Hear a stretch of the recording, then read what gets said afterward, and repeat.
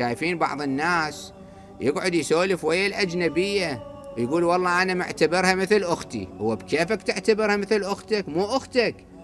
يقعدون على السفرة، أولاد عم، بنات عم، أقارب، كذا، هذه مرت أخوه، هذا زوج أخته، على سفرة وحدة. شنو القضية؟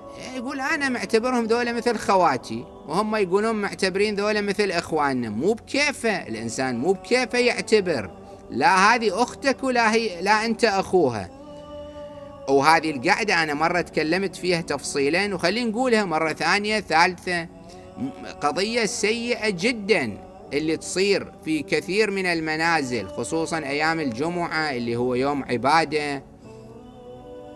الناس يكون تقعد تذكر الله عز وجل يوم الجمعة، يريدون يسوون خير، الأقارب يجتمعون، خوش عمل، الأقارب يجتمعون عمل جيد، لكن حجرتين، حجرة يقعدون فيها الرجال ويسدون الباب ما تبقى مفتوحة، وحجرة يقعدون فيها النساء، لا على سفرة واحدة يقعدون يتقابلون. وحتى هم مو سفرتين، لأن السفرتين فيها نفس المشكلة، هذول مقاعدين هنا سفرة وهذه سفرة ثانية، يسمعوهم من يتحدثون، هذا يضحك ذاك يحكي له كلمة كذا، يصير مفاكهة.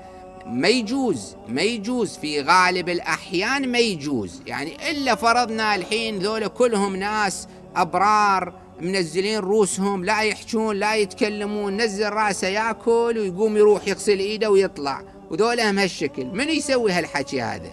إذا التزموا بهالطريقة، ما حد شار راسه، ما حد نظر، ما حد استانس بصوت امرأة أنست بصوت رجل، ماكو مشكلة. لكن الحاصل خارجا غير هذا.